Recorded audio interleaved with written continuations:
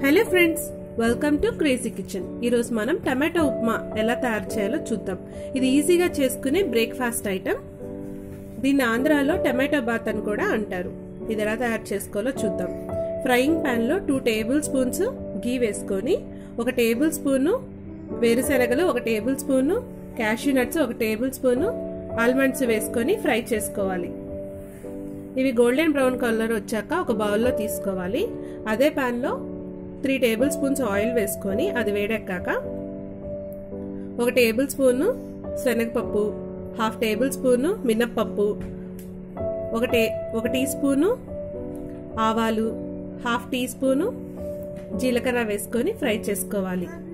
ఇవి చిటపట్లాడతాయి. అప్పుడు 1 table spoon అల్లం, కట్ చేసి పెట్టుకున్న అల్లం, 1 బిగ్ సైజు ఉల్లిపాయని కట్ చేసుకొని వేసుకోవాలి. అలాగే 2 పచ్చిమిర్చిని చిన్నగా కట్ చేసుకొని వేసుకోవాలి.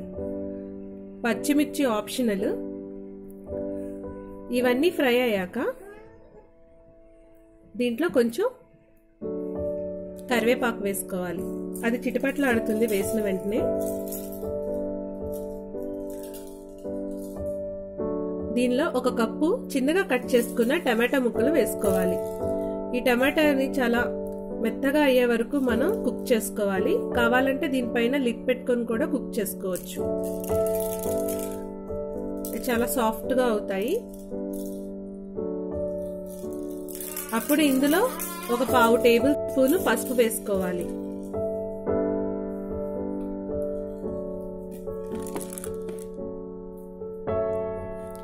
ఈ పసుపు కూడా వేసుకొని మనం ఫ్రై చేసుకోవాలి.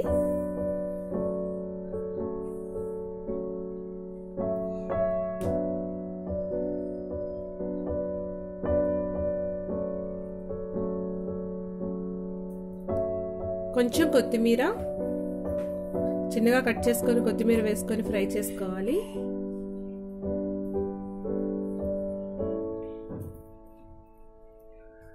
ఇవన్నీ మంచిగా కుక్ అయ్యాక 2 కప్పులు వాటర్ పోసుకోవాలి.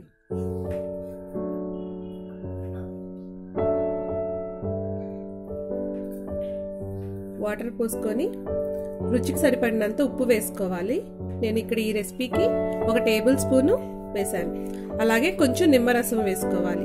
నిమ్మరసం 2 టేబుల్ స్పూన్ నిమ్మరసం వేసుకుంటే ఇది టేస్ట్ చాలా బాగుంటుంది.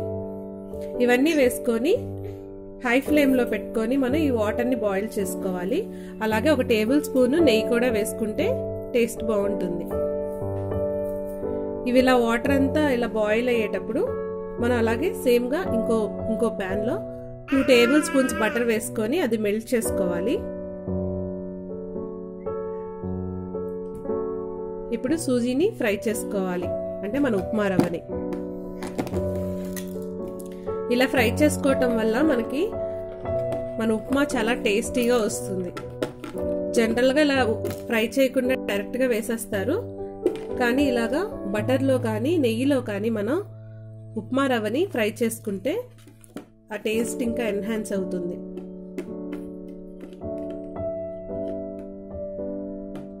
ఒక 2-3 నిమిషాలు ఫ్రై చేసుకుంటే సరిపోతుంది మీడియం ఫ్లేమ్లో పెట్టుకొని.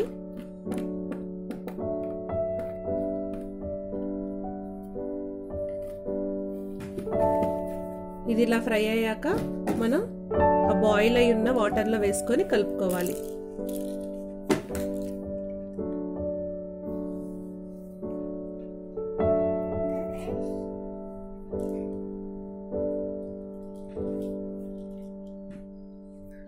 ఇప్పుడు ఉప్మా రవ్వని ఇందులో వేసుకొని కలుపుకుందాము.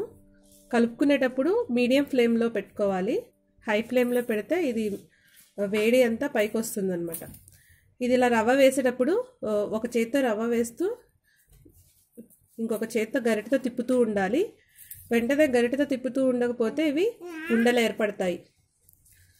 ఇలా కంటిన్యూస్గా మనం తిప్పుకుంటూ ఉండాలి. అప్పుడు రవ్వ అంతా మనకి కుక్ అయ్యి కన్సిస్టెన్సీ థిక్గా అవుతూ ఉంటుంది. రవ్వ మొత్తం వేసాక మనం ఒక 3 నుంచి 5 నిమిషాల వరకు మనం కుక్ చేసుకుంటే సరిపోతుంది. ఎందుకంటే ఆల్రెడీ మనకి వాటర్ బాగా బాయిల్ అయి ఉన్నాయి కదా.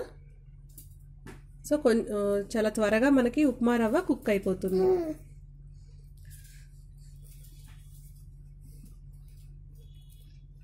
ఇది టొమాటో చట్నీతో తీసుకుంటే, టొమాటో చట్నీ కానీ పీనట్స్ చట్నీ అంటే పల్లీల చట్నీతో కానీ తీసుకుంటే చాలా బాగుంటుంది. చూడండి, టమాటో ఉప్మా రెడీ అయింది.